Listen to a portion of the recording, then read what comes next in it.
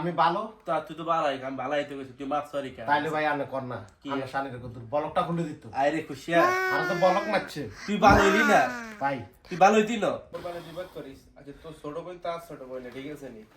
ওই অন খুব ভালো আছে তো না রে বিদেশের আগের মতো পরিস্থিতি নাই